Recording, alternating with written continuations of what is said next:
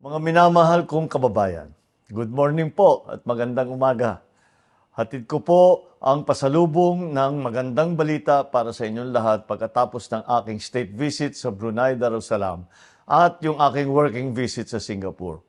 It is my inaugural state visit to Brunei Darussalam, an ASEAN neighbor, and this is the first time that a Philippine leader will deliver the keynote speech at the International Institute for Strategic Studies, also known as the Shangri-La Dialogue in Singapore. Both visits were productive and engaging. I met with His Majesty Sultan Haji Hassanal Bolkiah Muizzuddin Wadwala and comprehensively discussed the state of our overall bilateral ties. This year marks 40 years of diplomatic relations between our two countries, and our conversation covered many facets of our relations, from defense and security, maritime cooperation, economic cooperation, and people-to-people exchanges.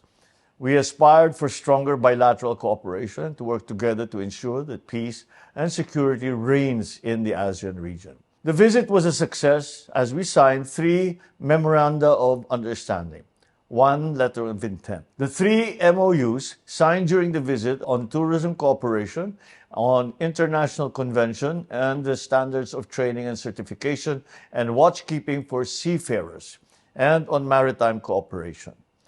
The MOU on tourism cooperation will provide our respective tourism agencies a definite roadmap to ensure a sustainable and continuous stream of tourists who will be attracted to visit and to explore each other's countries. Through the MOU on STCW, our overseas Filipino seafarers who were issued Philippine national certificates are now recognized in Brunei. Finally, the signing of the MOU on maritime cooperation provides Brunei and the Philippines a good foundation for maritime activities to be undertaken jointly. Our respective agencies have also signed a letter of intent on agricultural cooperation, which will serve as a precursor for further cooperation ensuring food security between our two countries. In addition to these successes on the bilateral front, we also further assured Brunei that it can count on the Philippines' support on regional affairs, as we stated our clear position for Brunei to establish the ASEAN Center for Climate Change. While in Brunei, our key government players and business sector engaged in productive dialogue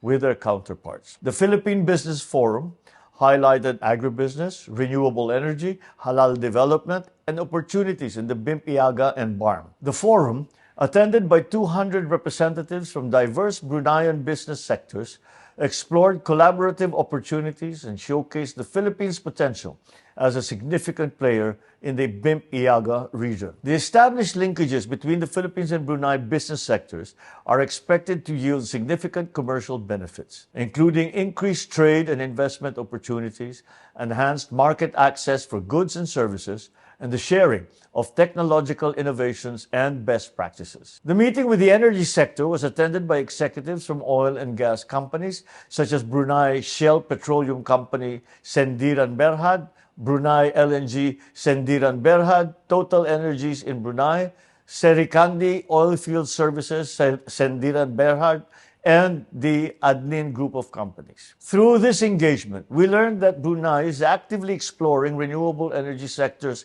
opportunities by establishing interconnections with neighboring countries.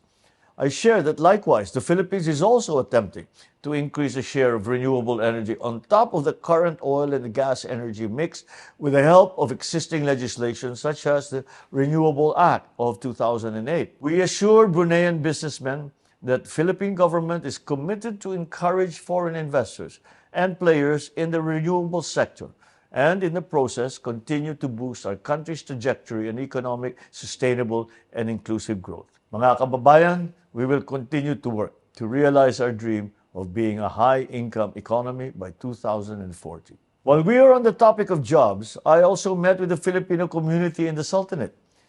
Through the years they have spent here, they have proven to be an invaluable part of the economy of the Sultanate. During our engagement, I assured them of my administration's tireless endeavors and projects in ensuring their safety and well-being. Maraming salamat po sa inyong lahat. Makakasiguro po kayo na ipapatupad ko ang aking pangako, and in the near future, there will be abundant jobs in the country so that overseas employment will become a choice, not a necessity. In Singapore, I met with the leaders of the country, namely President Tharman Shanmugaratnam and newly appointed Prime Minister Lawrence Wong. The deep bonds of friendship between our countries are evident in all our conversations. The President has already graced our invitation for him to visit and is planning a visit to our country in August. And the Prime Minister, he says he will follow as quickly as he can. And this is very important, as most especially 2024 marks 55 years of diplomatic relations between the two countries. We committed to work hard in pursuing the signing of 3 near-completion MOUs by the time the Singaporean President visits Manila later this year. Most importantly, the visit also offered us an opportunity to tell the region and the world the Philippines' outlook on our vision for the region.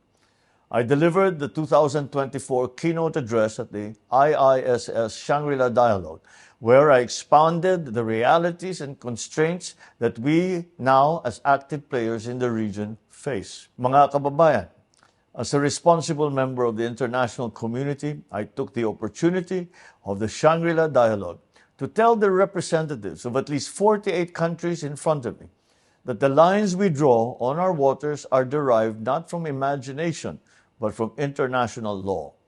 Unlike others, we submitted our assertions to rigorous legal scrutiny by the world's leading jurists. Besides the keynote speech, the Shangri-La Dialogue also allowed us to meet with other countries who are interested in the Philippines' cause. I met with representatives from Lithuania and some of the members of the U.S. congressional delegation and discussed future ways to improve collaboration and cooperation between our countries. My promise to all Filipinos, we will use every opportunity and continue to build bridges that will ensure a long-lasting peace and stability in our region. Marami pong salamat.